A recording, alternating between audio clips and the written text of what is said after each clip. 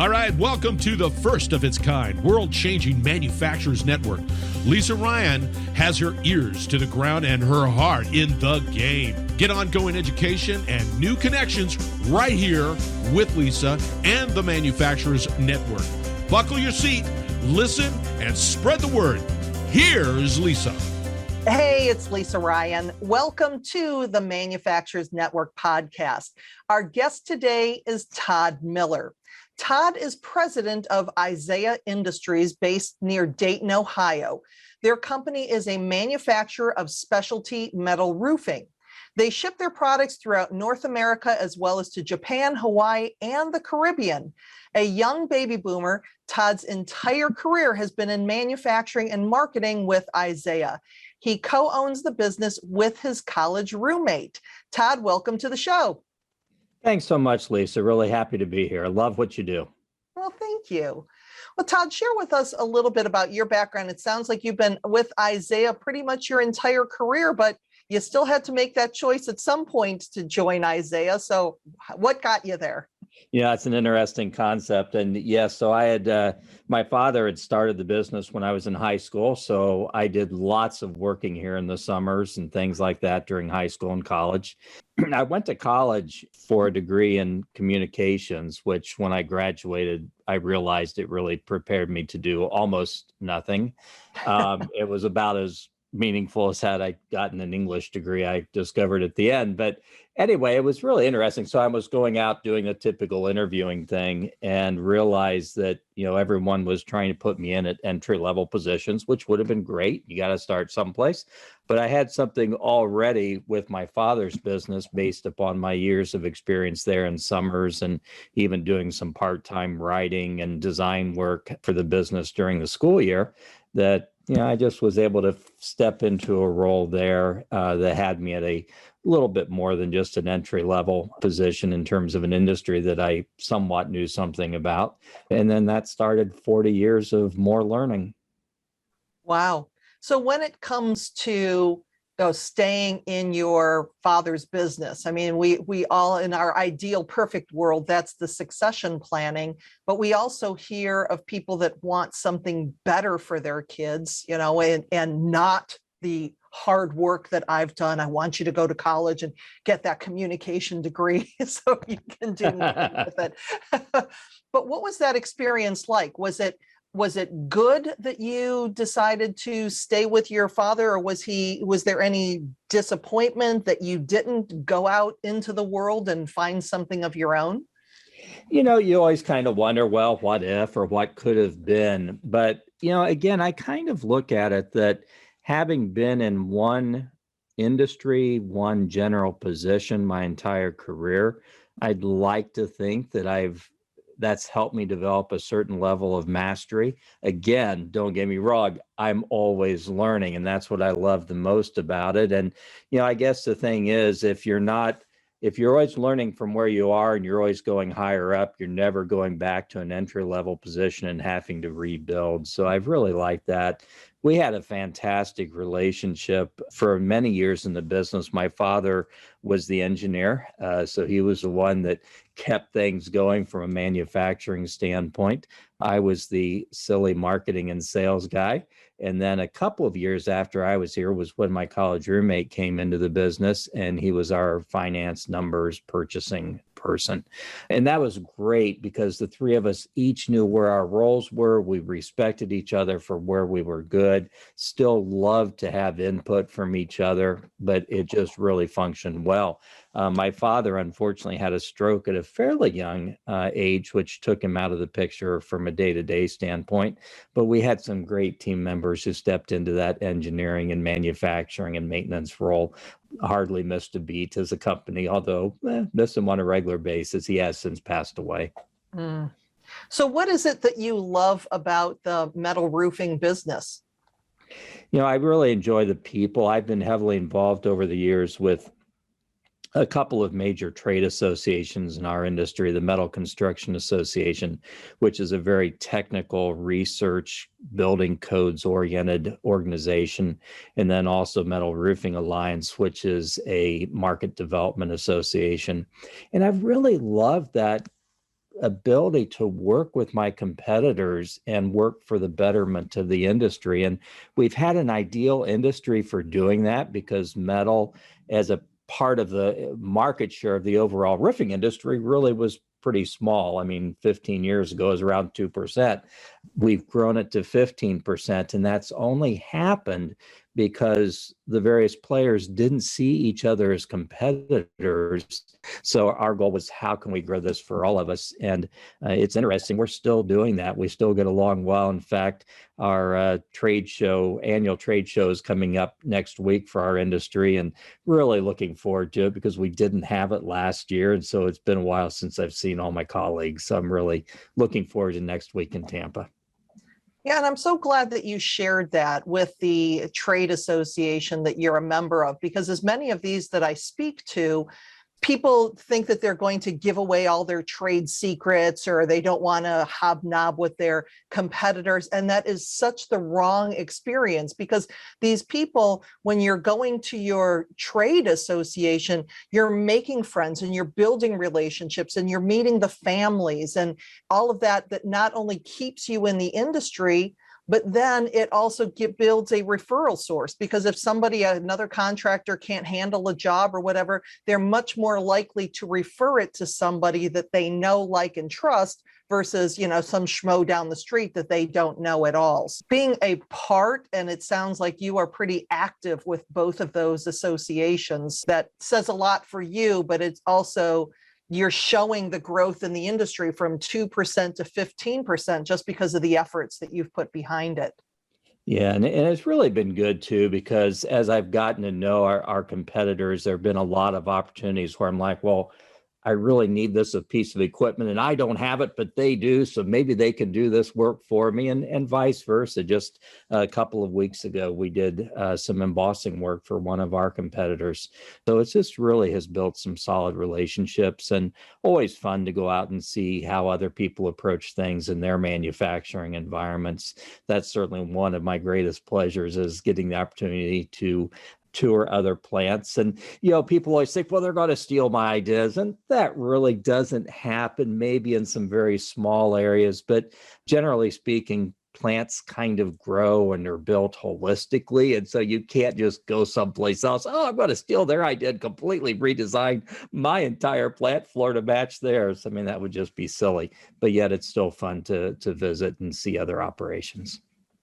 Well, and you're obviously very passionate about your company and about your industry. And I believe that that's one of the things that has helped you to create the workplace culture that you have over there at Isaiah, because that really, when it comes from the ownership, that level of commitment and, again, involvement in the industry. So I know that there are lots of things that you do with an average tenure of 17 and a half years of your team. But what are some of the things that you feel that have enabled you to create that culture? And what do you do to keep your employees when they could go down the street and maybe even make more money? Sure. I think a big part of it is, early on in business, someone told me, never hire one of your friends. And I'm always like, okay, I kind of understand that, but I honestly didn't understand it. And so I started hiring friends and people that I knew and referrals. And, what I found out of that was I ended up hiring people who had similar work ethics, similar culture, similar core values as what the rest of our organization did. So we actually only hire off of referrals. Now, I'm not like some of my manufacturing friends here in my local town who tell me, Todd, if I could hire 40 people tomorrow, I would. I don't have those kinds of needs. But what I have found is that we're able to always hire off of referral from friends and people currently working here. And I think we've hired, last I looked, about 12 people in the past year. Some of those were temporary, seasonal, but we got them all off of referral. And part of that also goes back to our faith life. So one of my daily prayers is, Lord, bring me the people that we need when we need them, and give me the wisdom to recognize them. And so, we'll frequently hire people without really fully knowing what they're going to do, just because we feel like this is a great fit culturally for our organization.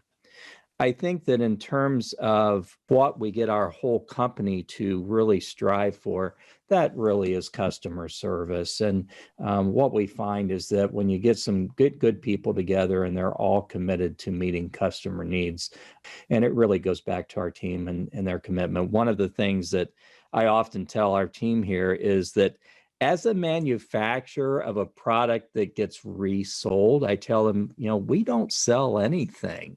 It's our customers who ultimately sell it. So our goal has to be to make our customers successful.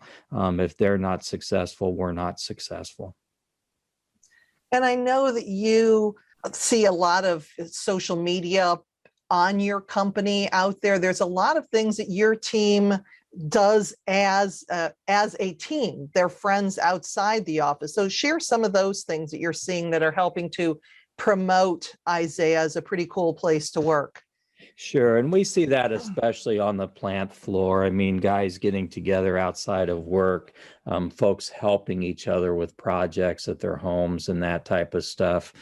Most of our families are from the same community, so you get a little bit of where, their kids may be going to school or playing ball together, that type of thing. A really fun thing we did this past summer, and I know other companies were doing this too, but we had food trucks come in, I think 6 times over the summer to provide lunch for everybody. And that was just a really fun time. And, I'll hear people say, I still like that one the best. And someone else will say, I like that food truck the best. But it was just a lot of fun and gave people a chance to relax and have something different for lunch also.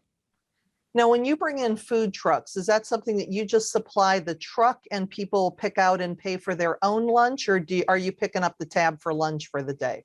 Sure. No, we pick up the tab for it. And what we really enjoyed was when a couple of times we found out, we had a customer stop by and the food truck was here. So we got to buy them lunch too. So sometimes it went beyond just our team, which was a lot of fun. And the food trucks loved it. It was a great way to support some local entrepreneurs, people who are out there working hard to do something unique. So we really liked that aspect of it too. I think that that's one of the other things that has made Isaiah successful is your focus on customer service. That's one of the things that you really excel at. So what are some of the things that you're doing to take care of your customers or that really differentiate you from others in the industry? Sure. I think a lot of it is the entire culture of the company, revolves around that customer. We had a situation recently where we were trying to learn some new things. We had brought on a new product line a couple of years ago. It hadn't taken off like gangbusters, but here recently it had been growing. And one of the things I was picking up on was there are certain things we're doing with this product line that are not necessarily real helpful to our customers. What I found was folks in operations who were kind of developing our processes really weren't aware of exactly who the customer was for that product line. So I spent a lot of time really educating them on that customer and what their very specific needs were. And it was very eye-opening. And really what it boiled down to was they're accustomed to thinking that, okay, we're selling roofing products, it's going to a distributor, it's going to a contractor who knows how to unload product, knows how to deal with it. Well, in this case, this product line is being sold to sometimes a do-it-yourselfer, sometimes a very small contractor, but folks who didn't have that level of expertise on how to unload the product, how to properly transport it, and so forth. So, once they got that picture, then I really saw some great things happening because finally they were starting to say, well, what if we did this? That would make it easier for them. I'm like, right on. That's exactly what we need to do is make it as easy and safe for our customers as we possibly could. And how did you find out exactly what those customers needed? Was it based on your education of the product? Did you talk to the customers? Did you reach out to the customers? Where did that education start? Sure. And I think that can be a challenge for a lot of manufacturing companies, especially ones that are getting closer to their consumer. I mean, it seemed like we went through a period in our country where a lot of the manufacturing was you were making OEM products that were just going to somebody else, and they were actually the assembler, even in some cases selling direct to consumers. And so I think what happens there, sometimes you end up with your sales and your operations folks don't talk enough. And so sales is out here pushing hard and doing these unique things, changing industry, being disruptors. And so I think that that's really a key for us, is making sure that we bring that closeness in between sales and operations to make sure that everyone's on the same page, and operations knows as much as they possibly can about that end customer and the end use of the product. Right. So what are some of the things that are still keeping you up at night?